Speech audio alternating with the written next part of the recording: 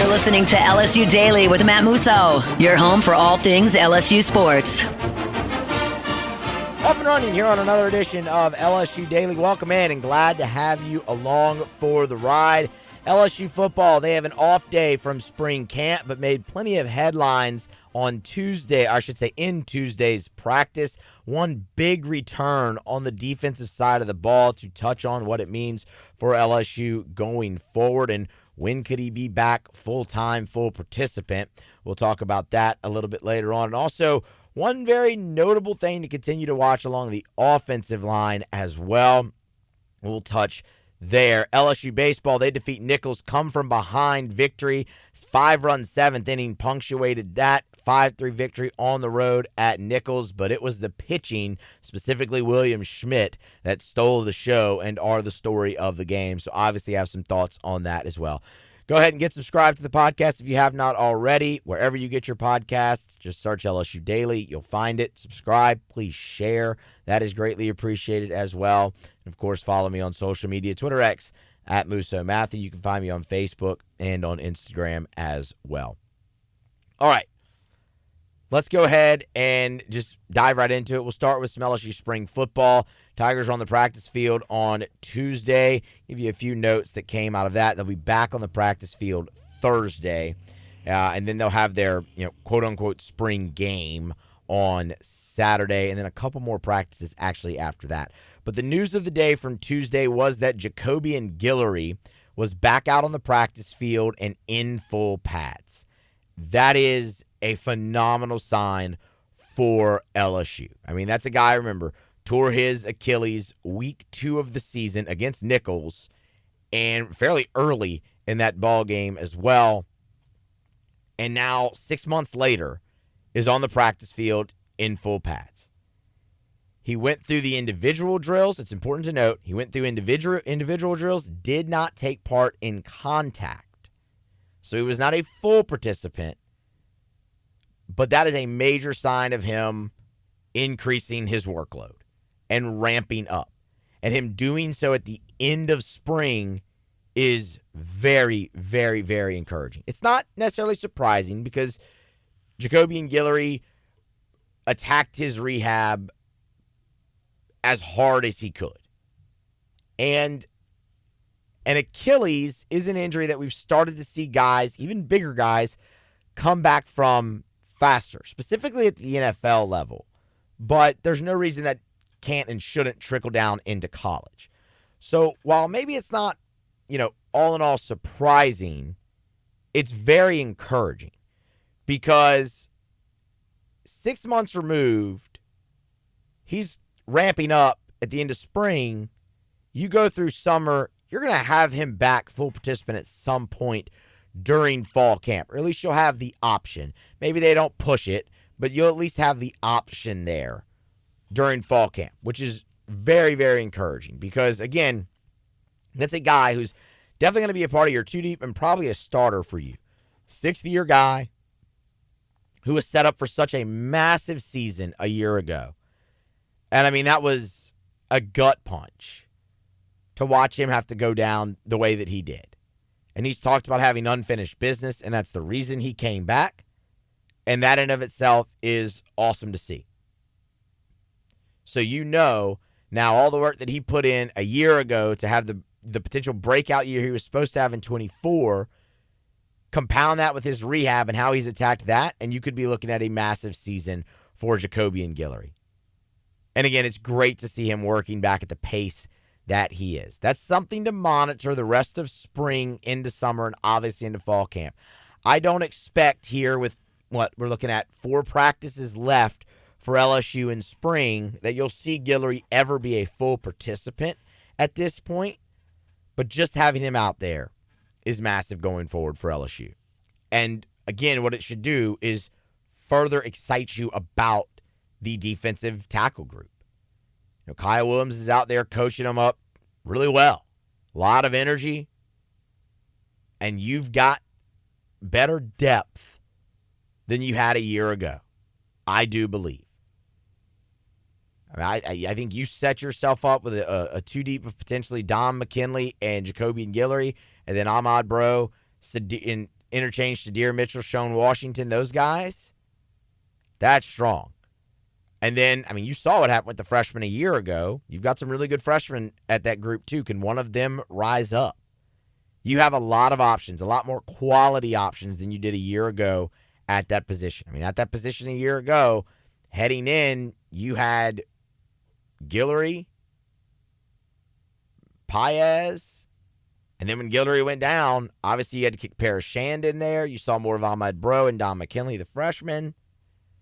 You're set up better from a depth standpoint. Now they have to go out there and execute, and it has to, they have to meet expectation, but you are set up much better from a depth standpoint at that position. And again, Jacobian Guillory just further should strengthen confidence and excitement in that position to see him out there again already. Now, on the offensive line, your first team O-line from Tuesday's practice was very similar to what we've been seeing. Tyree Adams, left to right, Tyree Adams, Paul Mubenga, DJ Chester, Cohen Nicholls, Weston Davis. Brian Kelly has said don't read too much into, the units, the first team unit, the second team unit, whatnot, up front on the offensive line specifically, but really in general in spring camp. But, man, it's hard to not at least look at that and go, okay, you've been running that group out pretty regularly now as your first team. So there's obviously something that you like there. I'll tell you what I love about it is DJ Chester sticking at that center spot and fighting and not giving it up so easily with Braylon Moore coming in from Virginia Tech. Y'all remember the conversations we were having about Braylon Moore? Braylon Moore was coming here to be LSU's starting center. That was it. That was the conversation. It was Braylon Moore's going to start at center, DJ Chester's going to kick to one of the guard spots. End of conversation when Moore committed out of the transfer portal. And look, that might still happen. Okay? I mean, Moore's been pretty consistently running with the second team at center. That's a battle. They've gotten him some first team reps here and there. I mean, that is a battle that will rage on through summer and into fall camp. And it might still play out that way. But I think largely the majority of us expected Braylon Moore to come in spring and take hold of that job and just really never relinquish it because that's why he was here. And DJ Chester has just, not so fast. Not so fast. And I love seeing that. Because, man, you got to think. Think about the career arc for DJ Chester at LSU. You go back to the Missouri game in 2023, and Charles Turner goes down in that game. And they turned to DJ Chester. They had other options. They turned to DJ Chester, a very young DJ Chester at that point, freshman, right? Like, that showed the confidence that they had in him. You knew, okay, he's being groomed to be that starting center, and in 2024 he was, and at times he really struggled at that position. Really struggled. And it was kind of like, okay, well, wait, where is this guy that they trusted so much a year ago as a freshman to go in there in a close, tight SEC game that you had to have at that point? And now he's, going through the growing pains. And you go into the offseason looking for a center. Again, make no mistake about it, looking for a center. And DJ Chester has held his own plenty in spring ball. That's loud. You talk about not reading too much into the depth charts and the rotations and all of that. That feels loud to me. That he just hasn't gone down without a fight and is still fighting and is really holding down that spot as of now. So that's going to be something to really, really watch going forward. With LSU is DJ Chester and Braylon Moore battling it out for that center spot. One way or the other, I'll tell you what you're going to end up with. You're going to end up with two very capable options at center and a position that ends up getting injured all the time is along the is the offensive line. So what you're going to have there is quality depth and guys that you trust. So again, that in and of itself, massive. But love seeing Chester battle the way that he has to hold down that spot so far through spring camp. Those are really the noteworthy things from Tuesday. Again, LSU, they're back on the practice field on Thursday.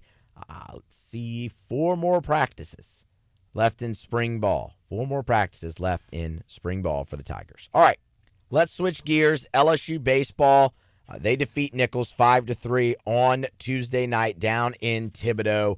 I loved this spot for LSU, and I got to see a lot of things that I wanted to see. The spot provided the opportunities, and then LSU, to their credit, provided the success in those spots. This is not a situation they like to put themselves in, playing a road midweek game in the middle of league play. And why they don't like to do that is exactly what you saw last night. Like, that is the reason. That is a tough spot on your schedule. It's a sandwich spot. You're coming off a top 10 series sweep on the road in conference. You have a trip to the number 11 team in the country looming. And in the meantime, you have to go down to Thibodeau and face a 12-win team. Definition of sandwich spot. And because of that, it can normally be a really tight, close game. It can normally be highly contested and create some stressful environment and stressful spots where you can learn about your team. And LSU did that a night ago. So if you're watching, you know. If you weren't, LSU fell behind 3-0 through 4 innings. Connor Ware got the start and had a rough first inning where he threw more balls than strikes, which has just been the biggest issue for Ware. But in that same vein, even in those outings where he's throwing more balls than strikes, or the innings, I should say, where he's throwing more balls than strikes, he's putting up zeros. And he did that in that first. And that was huge. What was more impressive was the second, where you saw the flash from him again. He was ahead in every count. It was a quick, easy, clean inning for Ware in that second. And it was like, okay, that's what it can look like. That's the guy you saw against Dallas Baptist, right? That's the guy you saw against Southern early in the year. And that's what ultimately you're striving to get to. Now, the issue came for him in his third inning, where there's 2 outs. He hasn't given up a hit yet, and then he gives up an infield single. Right after the infield single, before he even delivers a pitch to the plate, he airmails a ball on a pickoff up the first base line. The runner, it's a 2-base error. He goes all the way to third. And then Ware ends up with a walk right after that. It's not the response you wanted to see from him after giving up an infield single with 2 outs. Error, 2-base error, and then a walk. That's a tight spot for him. Ultimately, the run would be pushed across. It was unearned.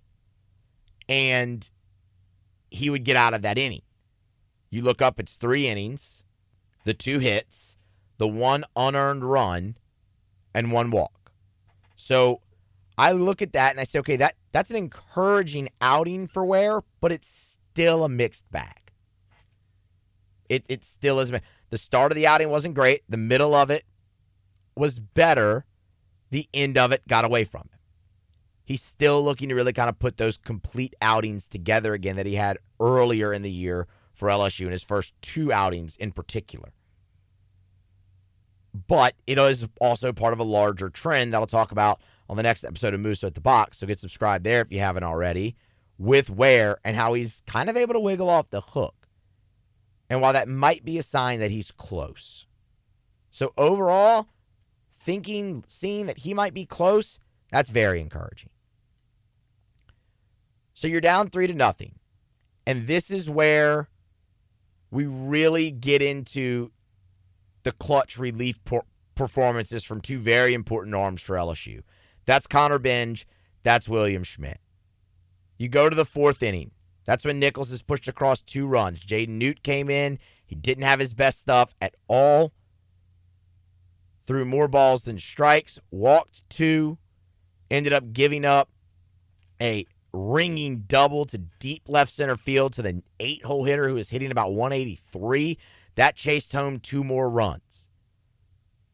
And then LSU goes and they bring in Connor Binge to get you out of that jam. And Binge does it. Deep count, but he gets out of it. You had runners in scoring position. He inherited 2 base runners, one of them in scoring position. He did not allow them to score. They have wanted all season for Connor Binge to be that stopper, to be that guy who can go in and put out a fire. What has hampered him in doing that has been immediate strikes out of the pen. He was able to get that done and get the final out in the 4th and keep it at 3-0. That was massive at that point in the ballgame. Then he turned around in the fifth and threw up a dominant 0. 3 up, 3 down, clean inning, no problem, and a strikeout mixed in. Threw 63% strikes. And it's like, okay, again, that's what it can look like. And that's a couple really nice outings in that role in a row now for Benj. LSU would turn it over to William Schmidt in the 6th. He'd hang a 0 in the bottom half, and then you'd go to the top of the 7th. And that's where LSU's bats finally broke free. LSU at one point had the leadoff man on in 5 straight innings, and they could not get anything going. They just couldn't string it together. And you credit Nicholls a lot for that. Nicholls pitched very well on Tuesday night. They got themselves into trouble, but man, when they needed the pitch, they were able to make the pitch. But that's a staff that coming in had walked 183 batters to that point in the season heading into Tuesday night. They are what they are. And at some point, they were going to bring in a couple guys or a guy or a couple guys that did not have their best stuff. And that happened there in the 7th. And it was Joseph Bordelon and then Poirier. Bordelon walked 3, gave up 2 earned. Poirier gave up 4 hits and 3 earned. But once again, it was the bottom of LSU's order that produced something you saw so much this past weekend at Oklahoma. It happened again on Tuesday night. It wasn't your conventional bottom of the order. You had some pinch hitters in there. I mean, Brown was in the 7 hole at that point, pinch hitting.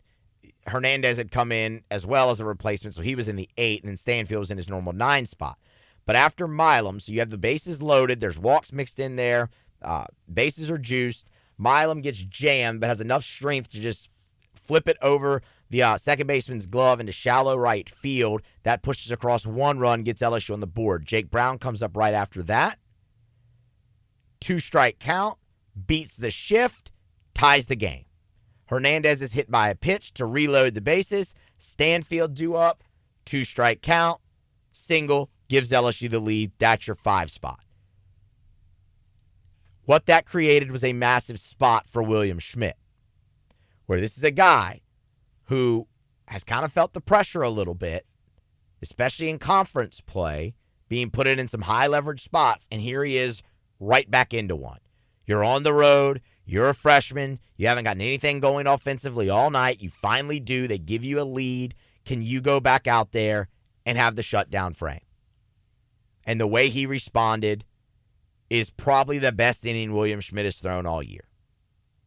He punched out 2, got a tapper back to the mound, did it all on 7 pitches.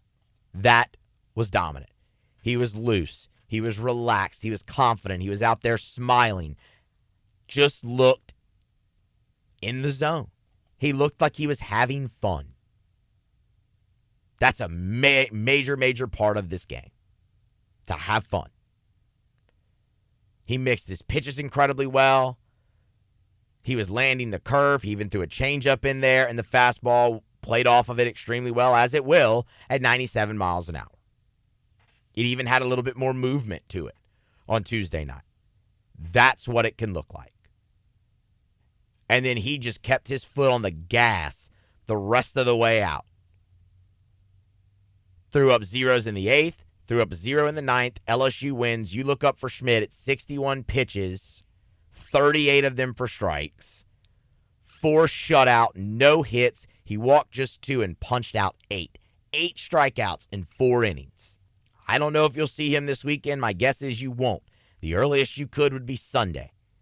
But after the last few outings from William Schmidt, I'm itching to see him back out on a mound in conference play to see if he has started to turn the corner.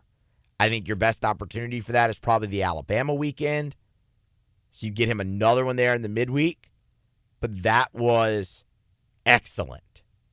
Excellent from William Schmidt. A huge attaboy. Because he and Benj were put into some tough, tight spots. Just what you wanted to see. Just what that sandwich spot allows for. And they answered the bell, and they answered the bell big time. Huge attaboy.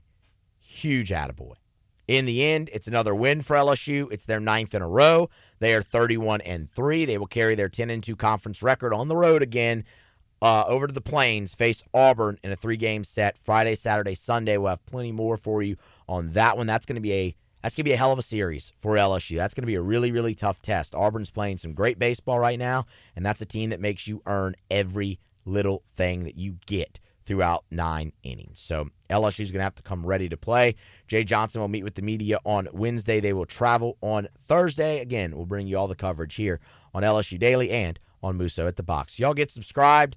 Please share the podcast as well. Follow me on social media and be here next time for more on LSU Daily.